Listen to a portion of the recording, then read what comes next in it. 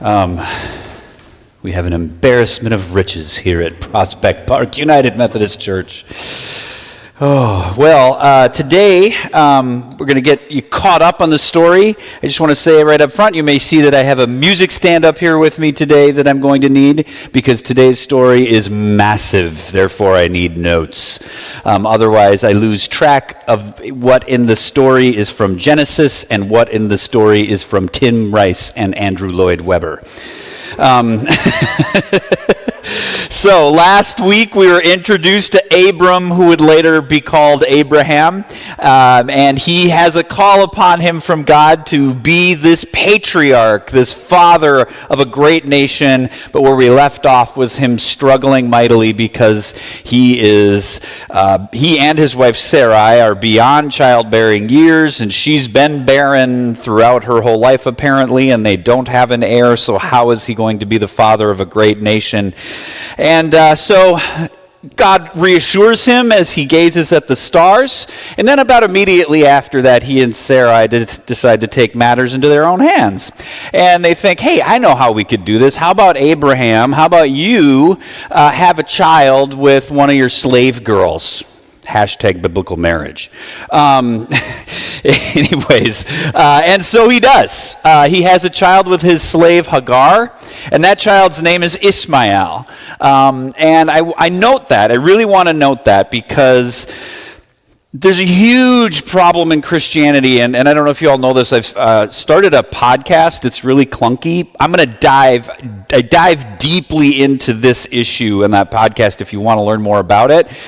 But there's a huge problem in Christianity around this, in that Ishmael is this line through which the Muslim faith connects back to Abraham.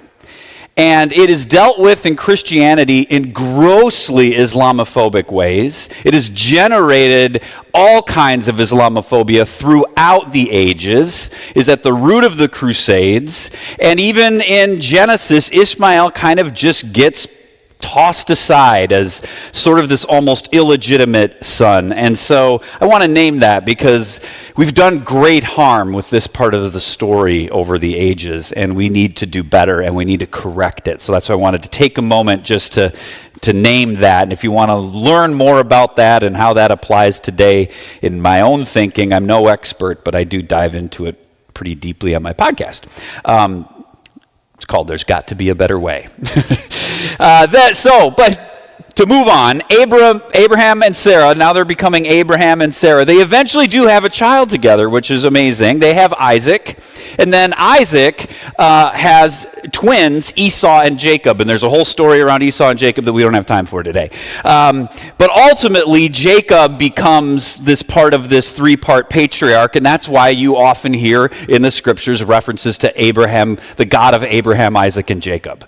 A key thing that happens with Jacob is in a sort of repentant moment with God, he wrestles with an angel of God, and he then changes his name to Israel, which a lot of people don't realize. And the reason he changes his name to Israel, they believe, is that the Hebrew word Israel sounds sort of like the Hebrew word for wrestle, because he wrestled with God. And what it speaks to, in a sense, is that this nation of Israel is going to be one that wrestles. And I think we've found that to be true over time and space.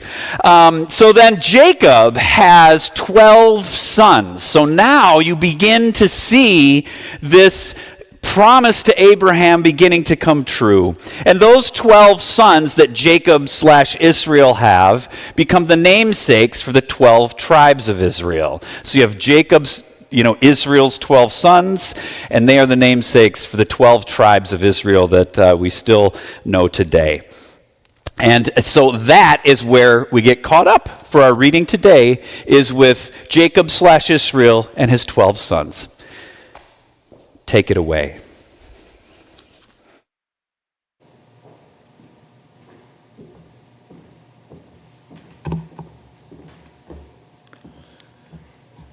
And the reading, are we on? Yeah, you're on.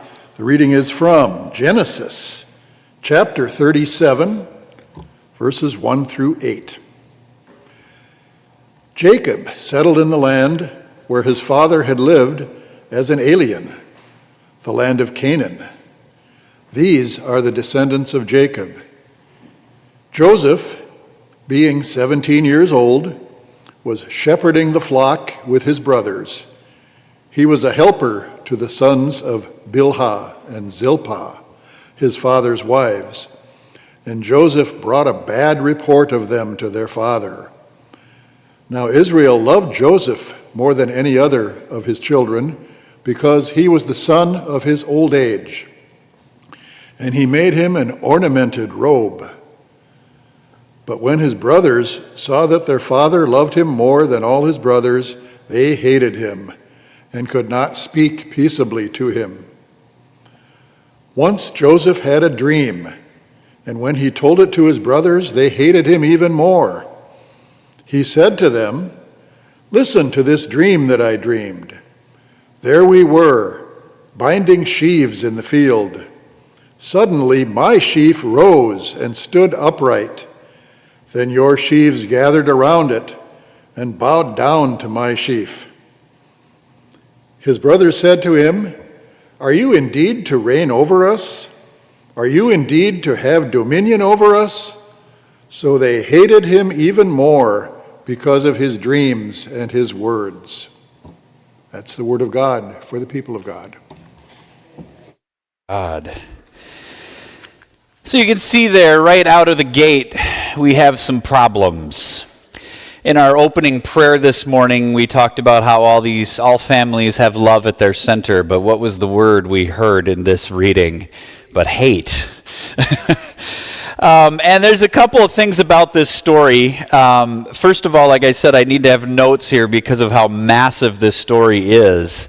Some people think of it as like a kind of unknown story outside of the fact of the big musical Joseph and the Amazing Technicolor Dreamcoat. But it actually takes up 25% of the entire book of Genesis. It has 11,000 words. I did a word count. I didn't count them individually. I have a tool.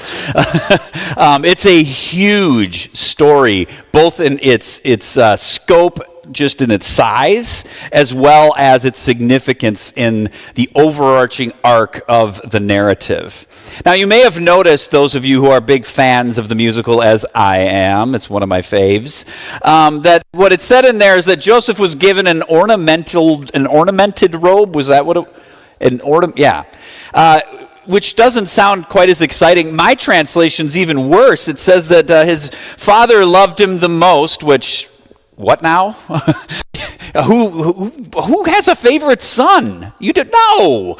But there we are right at the beginning, learning that Israel has this favorite son, Joseph, and he gives him, in my translation, a long robe with sleeves. How about that? You can see why, Tim Rice and Andrew Lloyd Webber went the other way. Can you imagine? I look handsome, I look smart, I am a walking work of art, such a dazzling long robe with sleeves, how I love my long robe with sleeves. No. Coat of many colors, come on. Now, to be fair, the Hebrew word there is a really nebulous one. Nobody really knows quite what it means. And it does carry with it, though, what they do know, it carries with it some sort of specialness. It means it was very special. And in those days, if you were going to make a very special robe, it probably would have been of many colors, because mixing dyes and all of that stuff was a very expensive, difficult thing to do. So that would be a sign in and of itself that it has a lot of colors, that it's special. So anyways, it's fun to have a little fun with it. But regardless of what the word means and what the coat was, what the coat signified was that Joseph was Jacob's favorite son. And it's like everybody probably already knows that, right? And now his brothers just have this very outward reminder all the time that Joseph is their father's favorite son. And then additionally, as we hear in the reading, Joseph has some dreams where he, if you interpret them, is superior to his brothers, and they bow down to him. And then he tells them about it.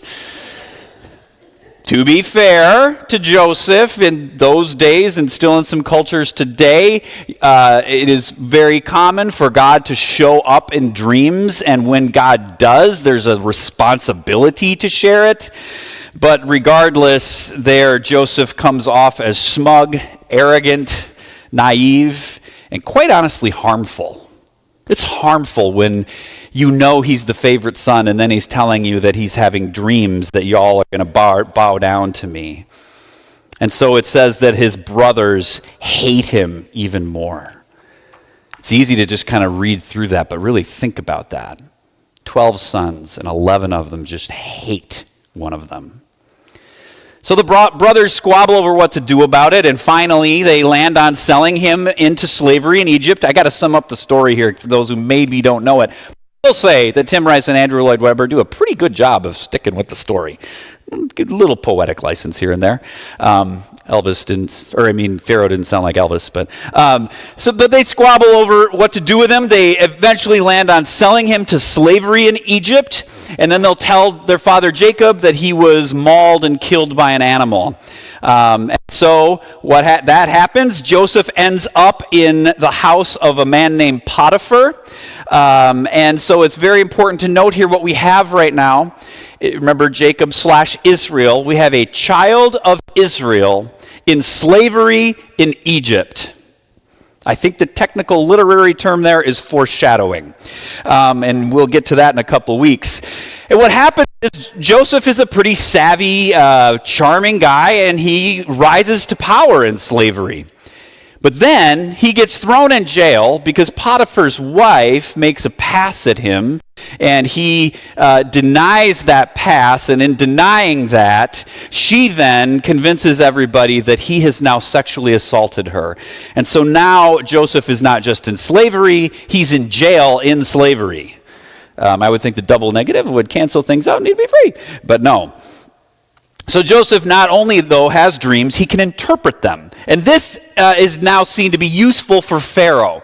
And what Joseph does is he interprets Pharaoh's dreams as a predictor of a great famine that's going to come. And then this will essentially save Egypt from the famine because they can prepare for it. And it's all because of Joseph's ability to interpret dreams. So in interpreting those dreams, Pharaoh thinks very highly of Joseph, frees him from jail, and then liberates him to a powerful place in Pharaoh's court. He's even referred to as a governor at one point. Well, the famine has spread, and so Joseph's brothers come to Egypt basically to beg Pharaoh for some food. But Pharaoh's like, I got a right-hand man. His name is Joseph. Why don't you, so they need to meet with Joseph. It's kind of like when our city council went to D.C. to lobby with Amy Klobuchar, and Amy Klobuchar was like, you can meet with one of my staff. Which I don't blame her. She's kind of a big deal. So they meet with Joseph to beg for food, and they don't recognize Joseph. And it's important to remember that some people believe that as much as 20 years have passed here. So Joseph is like 17 when he's sold into slavery. He might be 37 now, and I don't know about you, but I look real different at 37 than I did at 17. I had hair when I was 17. I didn't when I was 37. So it's possible that they wouldn't recognize him. Joseph kind of messes with them a little bit, but ultimately reveals himself to them. And if you read Genesis 50, and this is my homework for you this week, is for you to read Genesis 50. It's not real long. There's actually a beautiful scene of reconciliation between Joseph and his brothers. That's my homework. Read Genesis 50. It'll touch your heart. So then, when you get that sort of the story, the family ends up settling in Egypt with Joseph. And so you can see here why this is such a significant story in the broad narrative. And that is that this story is what brings the sons of Abraham, Isaac, and Jacob to Egypt. More on that next week. But it all begs the question, the real question in all of this is, did God will for all of this to happen? That's the common interpretation, because the story continues to say throughout it, God was with Joseph. And that often gets interpreted as everything that happens in this story was done by God's design. What was meant to be in this story, I believe, is that Jacob and his family would end up prospering. But I don't know that the path to that prospering was what God designed. Did God will for Jacob to have a favorite son? Did God will that son to be a twerp about it and flaunt it with his brothers? Did God will his brothers to hate him and seek revenge on him like they did?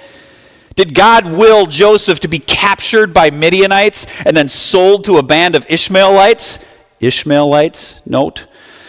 Did God will Joseph to be sold into slavery in Egypt? Did God will Joseph to be falsely accused of sexual assault? And I just want to note that the last time this story came to me, it was the week of the Brett Kavanaugh hearings.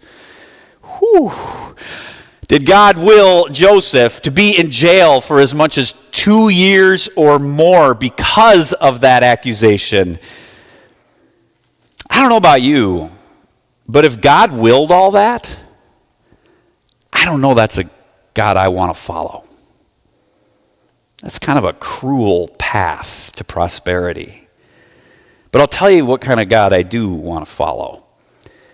And that is one who has a call on a people to be a blessing in the world, which is the heart of the call on Abram from the very beginning in Genesis 12. And that call, even when all goes wrong, will still come to fruition. Some people see God as so powerful that everything that happens in the world is of God's design and God's will. And yeah, that is a powerful God. But as we read the Bible, in particular stories like Joseph, and also I'll say the entire book of Joshua, if we read the Bible as everything that happens in it was willed and designed and predestined by God, we have a powerful God, but a deeply cruel one. You know what's more powerful than that God, though? It's a God whose will can be done even when things don't go that God's way. That's powerful. I often think about it like sports. You got a game plan, and if you can win with that game plan, great. But the mark of a truly great coach is one who can still find a way to win even when their game plan gets completely thrown apart because the players aren't working it. That's a powerful, powerful God.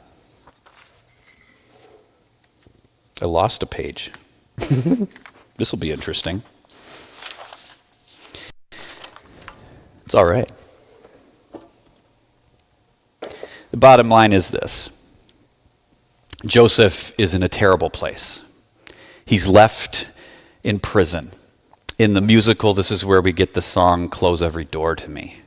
And remember the line in it, which maybe rings a little differently. Children of Israel are never alone. His dad's name is Israel. Children of Israel are never alone. And what's going on in there is I believe that everything has fallen apart. Nothing is going to plan. He's locked in prison and slavery. And God is saying, Joseph, I'm with you. Let's just keep moving. What's the next step? And that's the key. You see, the way out of these places in our lives when suffering falls upon us, the way out of the suffering is not to deny that it's there.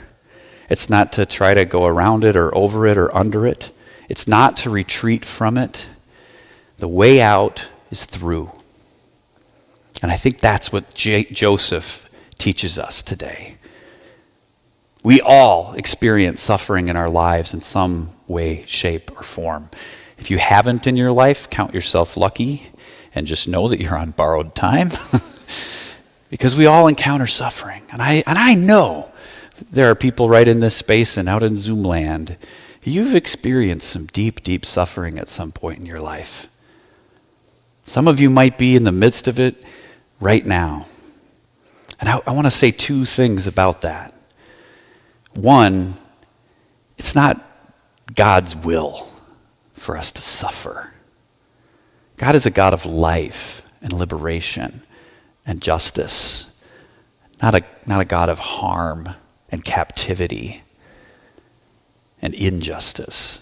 So one, it's not God that put you there. God isn't trying to teach you a lesson. This is sometimes the theology that we have. It creates a very cruel picture of God.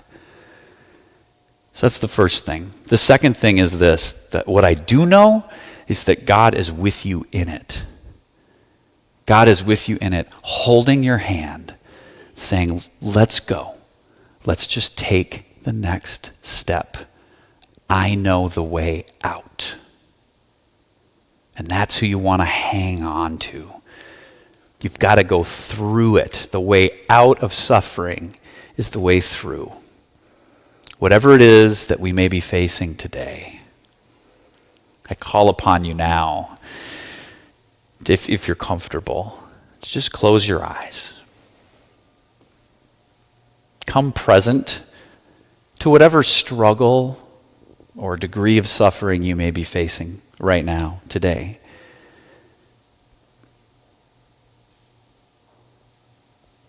And know that God did not will it for you. There are so many factors in this world, human frailty being one of them, that can create harm and suffering in our midst that we do not deserve, nor did we create or make ourselves.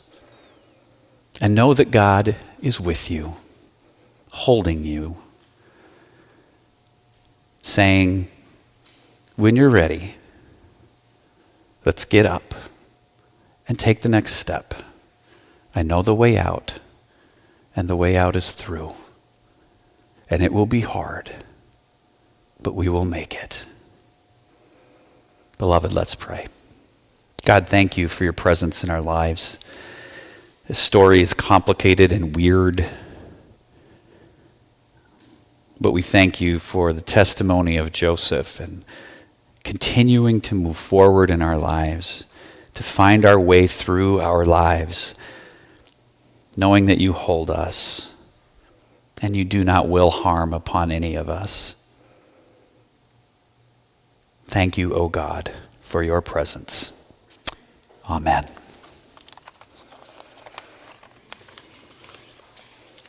What's next? Oh, the responsive hymn. I knew it. Number 87, which